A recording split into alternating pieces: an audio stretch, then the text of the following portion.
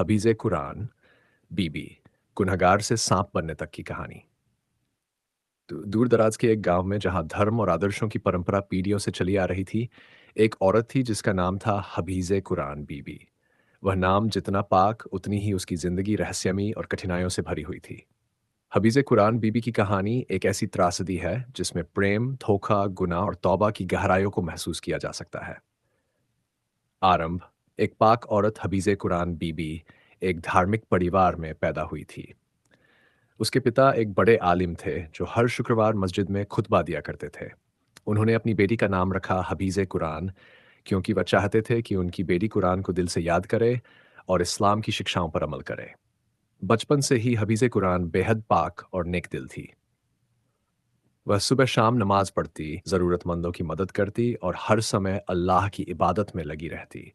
गांव के लोग उसकी सादगी और पवित्रता की मिसाल देते। मोहब्बत का आगाज। हबीज़ कुरान की ज़िंदगी में एक मोड़ तब आया जब उसकी मुलाकात एक नवयुवक से हुई। उसका नाम आरिफ था, जो एक व्यापारी था और गांव में व्यापार के सिलसिले में आया था। आरिफ ने अपने मीठे बोल और आकर्षक व्यक्तित्व से हबीज कुरान का दिल जीत लिया। दोनों के बीच मोहब्बत बढ़ने लगी। आरिफ ने वादा किया कि वह जल्द ही निकाह करेगा। हबीज कुरान ने उसकी हर बात पर यकीन किया और उसकी मोहब्बत में डुबती चली गई। गुनाह की शुरुआत। आरिफ ने शादी का झूठा वादा करके हबीज कुरान को गुमराह किया। उसकी मोहब्बत में अंधी होकर उसने अपने उसूलों को भूलते हुए आरिफ के साथ हर वो रिश्ता बनाया जो शादी के बाद बनना चाहिए था। लेकिन आरिफ के इरादे नेक नहीं थे। उसने हबीज कुरान का भरोसा तोड़ते हुए उसे छोड़ दिया और शहर लौट गया। गांव वालों को जब हबीज कुरान के इस गुनाह का पता चला तो उन्होंने उसे गांव से निकाल दिया। उसकी पाक छवि चुकी थी। वह अकेली, बेसहारा और शर्मिंदगी से जूझती रही। तौबा की राह। अपनी गलती का एहसास होते ही हबीज कुरान बीबी ने अल्लाह से माफ़ी मांगनी शुरू की। उसने फैसला किया कि वह अपनी बाकी की ज़िंदगी तौबा और इबादत में बिताएगी। उसने कुरान को पढ़ना शुरू किया और हर रोज़ रातों में रोकर अल्लाह से दुआ मांगती। लेकिन समाज ने उसे नहीं किया। उसे हर दिन तिरस्कार का सामना करना पड़ा। एक दिन उसने तौबा की गहराई में जाते हुए अल्लाह से, "ऐ मेरे रब, अगर तूने मुझे माफ़ नहीं किया तो मुझे ऐसी सज़ा दे कि मैं अपने गुनाह के बोझ से मुक्त हो जाऊं।" सज़ा और सांप में तब्दील।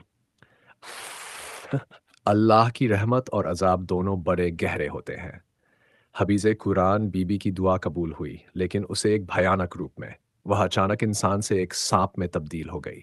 ये कोई आम सांप नहीं था, बल्कि ऐसा सांप था जो सिर्फ रात के अंधेरे में दिखाई देता था।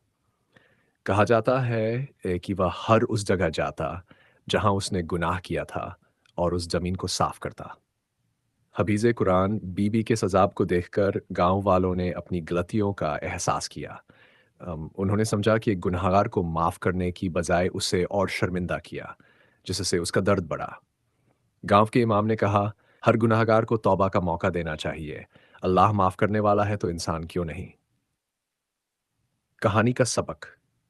हबीज़ कुरान बीबी की कहानी एक ऐसा सबक है जो हमें यह सिखाती है कि गुनाह इंसान से हो सकता है, लेकिन तौबा का दरवाज़ा हमेशा खुला रहता है।